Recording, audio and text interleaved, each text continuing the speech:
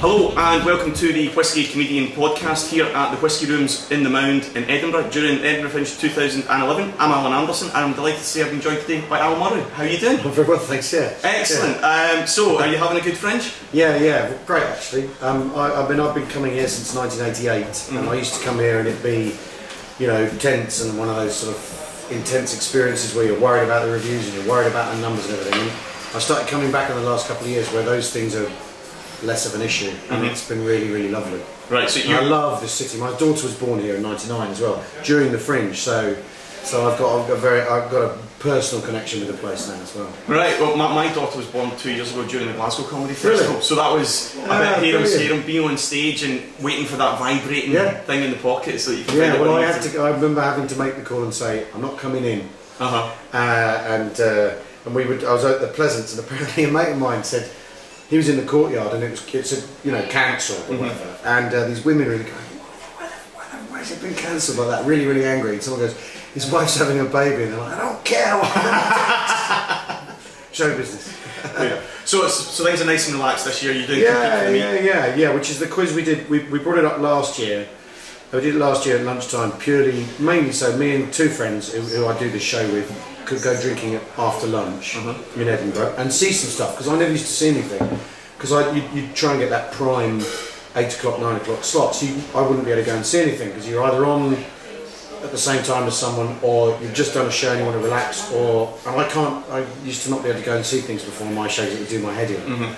So I never used to see much, so we came last year, we had fun, but we do it again in a slightly different room and do the late night shows, so it's been great. Good. Well, glad you're enjoying your Fringe so far. Thanks. All the comics have been having that nice, relaxed vibe about them. There's been no real stress this year. It seems very laid back this year. Interestingly, I mean, when I was part of the sort of the rat race, which was like that. You know, you're all everyone's denying that they care about reviews, and everyone's denying that they care about awards and.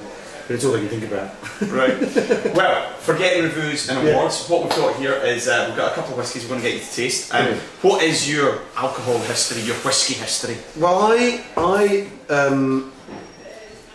don't know. I'm not a connoisseur.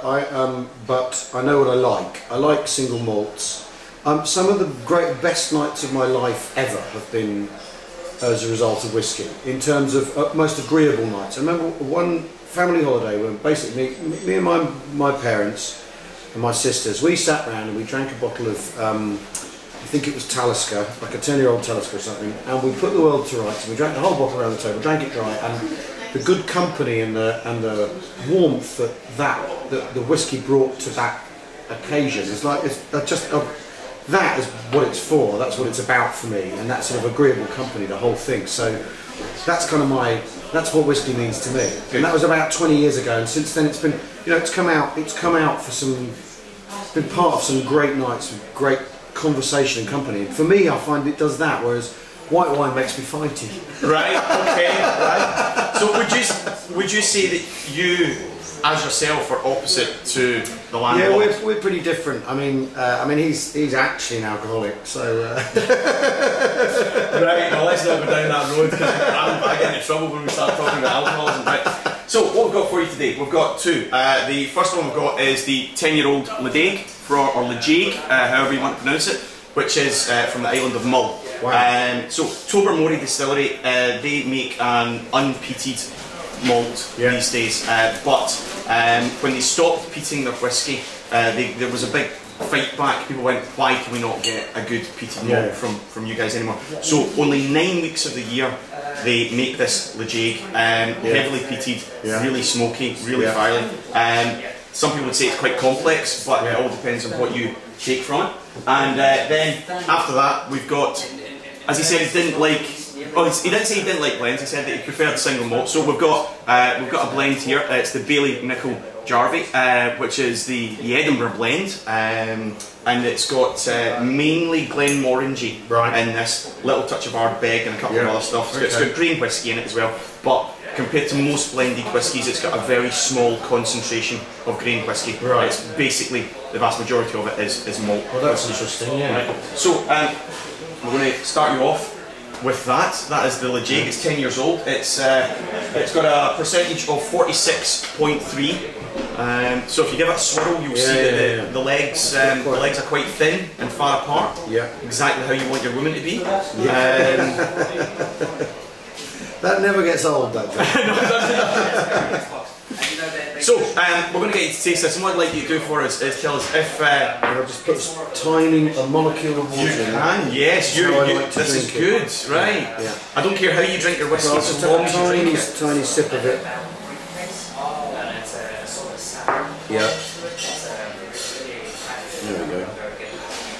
Not quite drowned it, but we're getting there. Right, so what I want you to do for us is that Ladaig, if that Ladaig was a country in the world, which country in the world would it be and why? So it's quite smoky, quite peaty, it's also spicy. Well, I'll tell you what, that's making, weirdly, that's, I find that quite fresh. It's Australia. It's Australia. Why is it Australia? Because it's the earth. You go out the outback, there's that red earth everywhere, and those old eucalyptus trees. And so you've got the brightness and the age of these old, thick, tangled eucalyptus trees. Excellent. That was cracking. Thank you very much. That's. I mean, what it does, because Australia's a new place, but its landscape is ancient, so that's got the old thing in it. Lovely. Is it something that you like and would consider buying? I'd happily. Yeah, absolutely. That's very agreeable because it is. I mean, I'm finding it quite light, and some malts they make me go whoa, and. That's very nice. Good. Have yourself a drink of water. Just cleanse your palate. Yeah. And then we've got the Bailie Nichol Jarvie here. It's 40%. And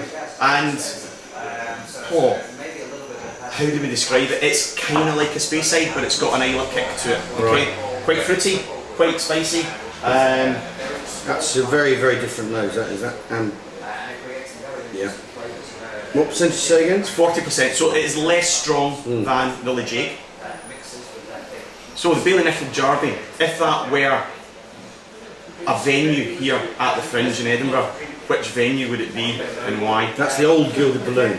The old one down in the Cowgate, the one that burnt down? Yeah. Right. Because that was quintessentially Edinburgh Festival. And the fact it burnt down as well is really very Edinburgh Festival. Tax dodge? Let's not go there. No one ever got paid. No, yeah, that's. I mean, the thing that is very Edinburgh because the thing I love best about Edinburgh is the groove through the city that has the grass market in it. There aren't other cities which have a notch in them like that with stuff underneath, and that's got stuff underneath in it. Right, so it's 3. Yeah, it does. So it's 3 AM on the Cowgate outside the old Gilded Balloon. Trying to get in. Don't you know who I am? I'll get a pass. Yeah. Yeah, all that. Yeah. Excellent. It's very nice though. I'm still single malt man, but that's a very nice blend. That surprised me because I don't really do blends. Right. Yeah. Well, 90% of all the whiskey drunk in the world is blended whiskey. I'm aware of that. There's a reason for it. The guys who make it know what they're doing, right? And they know how to take a little bit of this, that, and the next thing, put them all together, and produce it for the mass market. Well, thank you very much. That's doing something different on the second mouthful as well. Did you take water with it? No, you just took that one straight. Took it straight. Right. Okay. What do you mean it's doing something different? I don't know. It's sort of flintier on the second mouthful, or harder, without using. I don't want. No, it's more crowded. Well, it's like the Gilded Balloon, but it was full.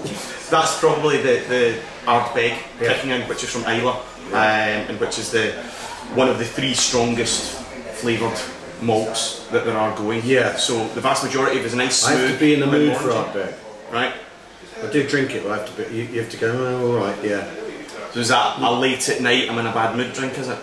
No, it's watch Mad Men. Pour a big one on Watch Mad Men. Fair enough. Right, well, Al Murray, thank you very much for your time this afternoon. Hope you've enjoyed yourself. Thank you very much. Very much so. This is the Whisky Comedian podcast here at the Whiskey Rooms in the Mound in Edinburgh.